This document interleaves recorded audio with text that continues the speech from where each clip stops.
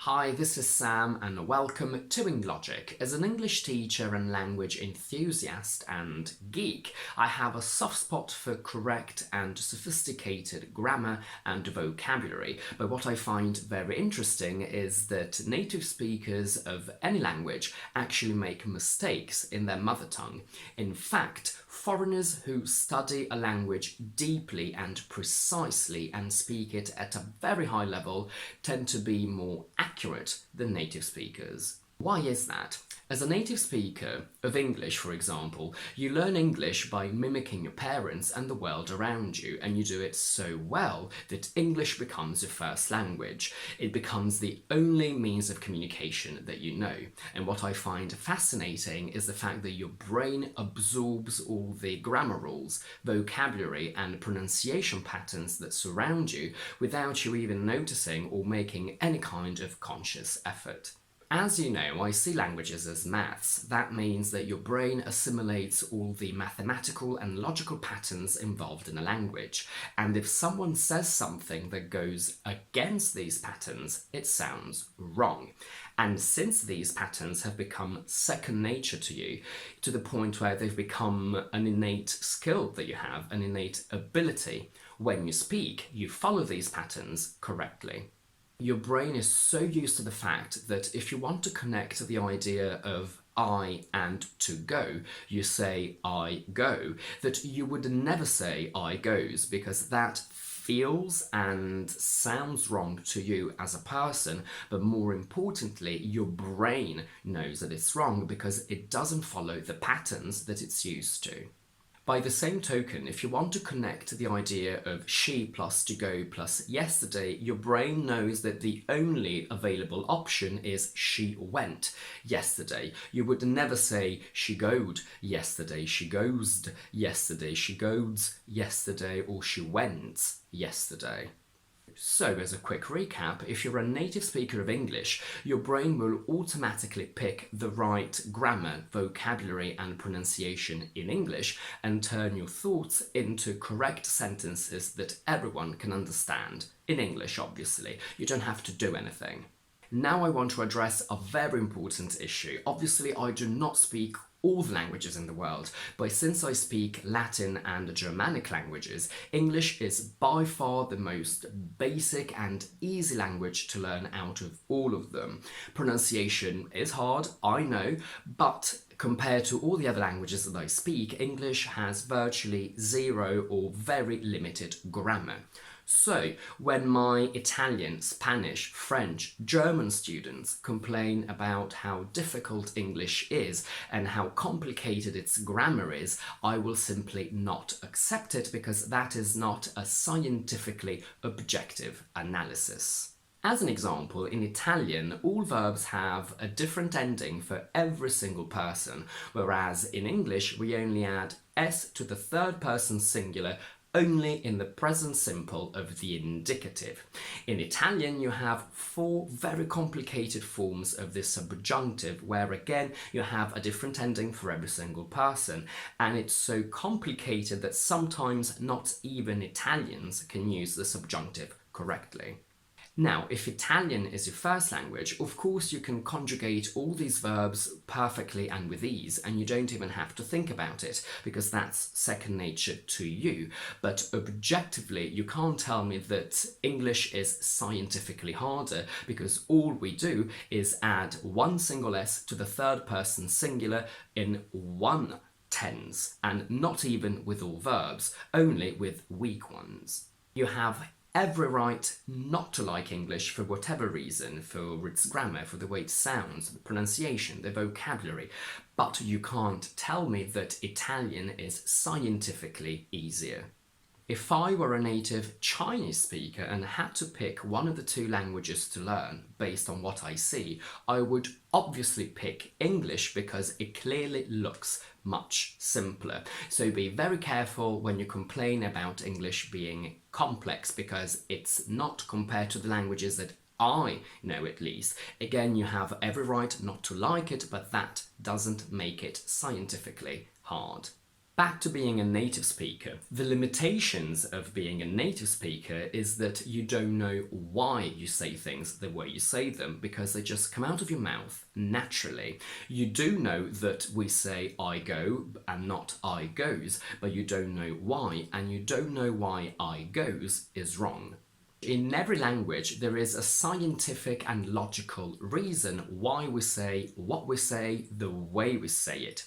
Bringing it back to maths, it's as if you knew that 2 plus 3 equals 5, which is true, but you didn't know the logic and process behind it. You don't know that the idea of addition revolves around taking 2 fingers and then putting 3 more fingers next to it.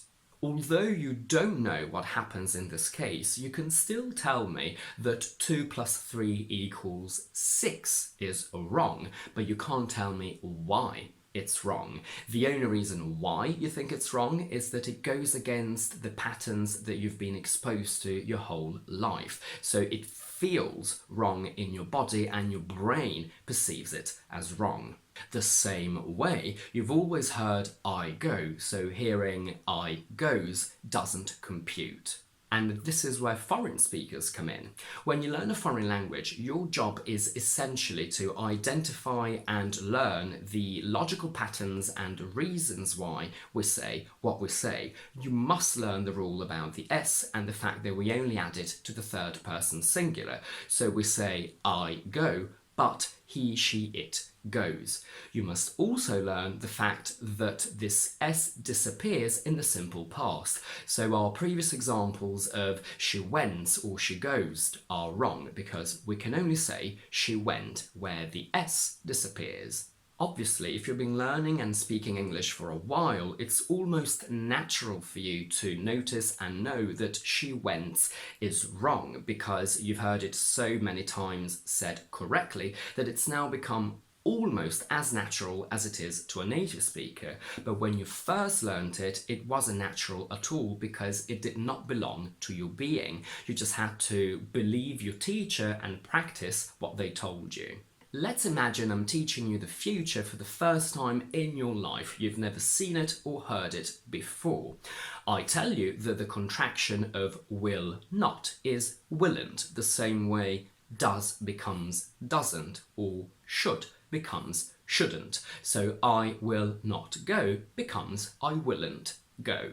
Now, we all know that willn't is wrong, but the difference between a native speaker and a non-native one is that a native speaker will only be able to simply tell you that willn't is wrong and that won't is correct, but they don't know why.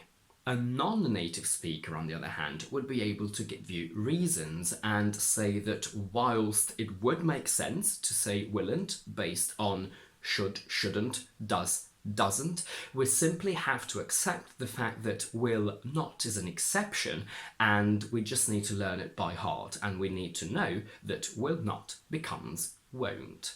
And this brings me back to non-native speakers potentially being more accurate than native speakers, but please do not misinterpret what I'm saying.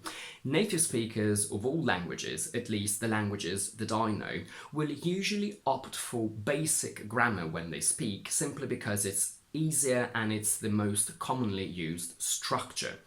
A non-native speaker, on the other hand, might probably be able to opt for a more accurate and sophisticated grammar or vocabulary structure simply because they are trained to do so.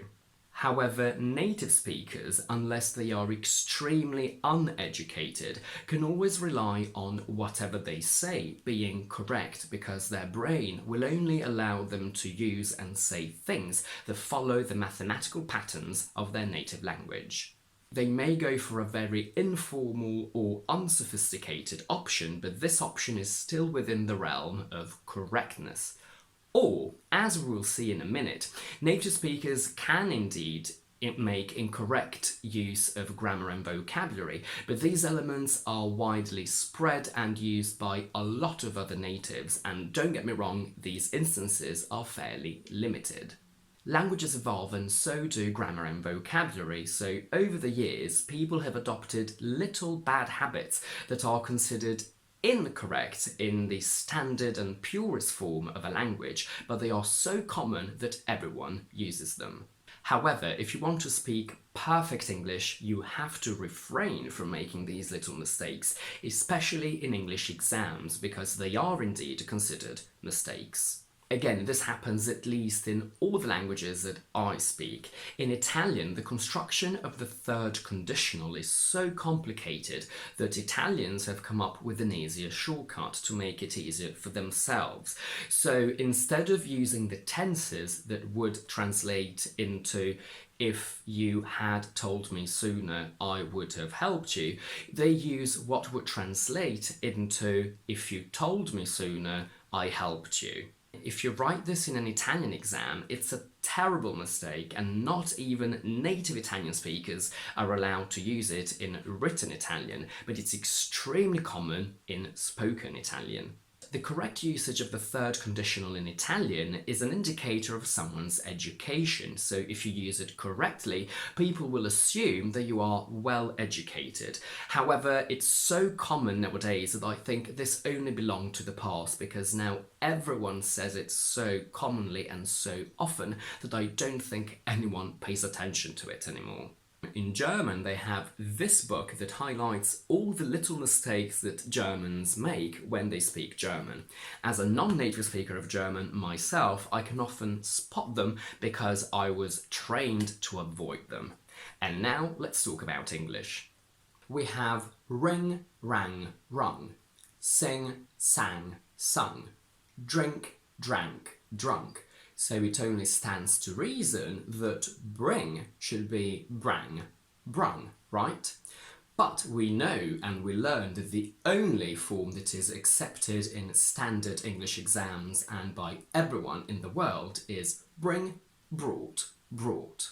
However, bring, brang, brung can sometimes be heard in very regional accents, for example, Cockney, which is typical to East London and Essex, which is where I hear it.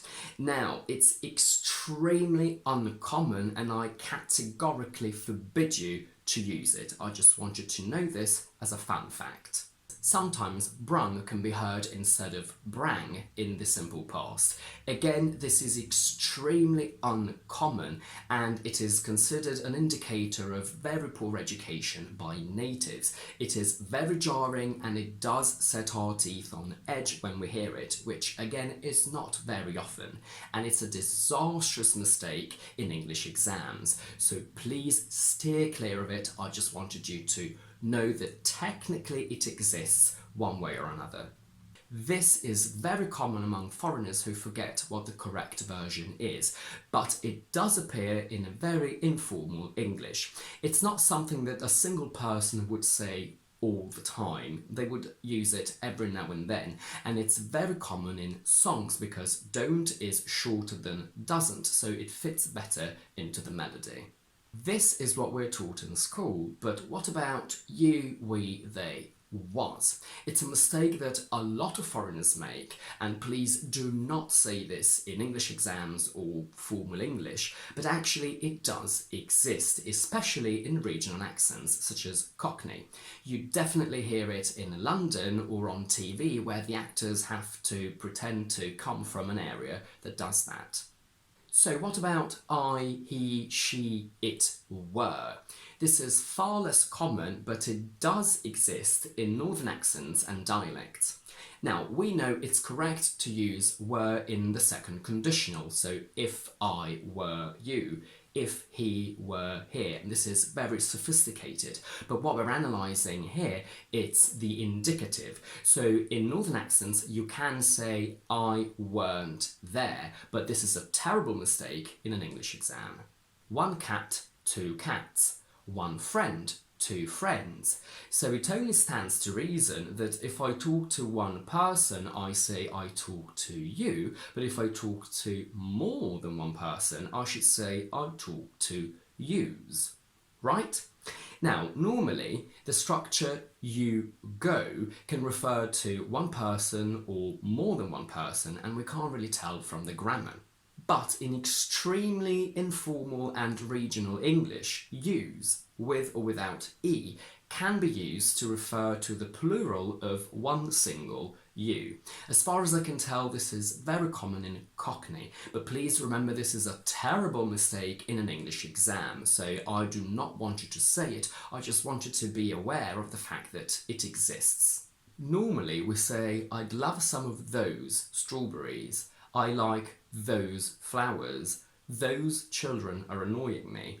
But in very informal English, and this is a mistake in an English exam, we can swap those for them. I'd like some of them strawberries.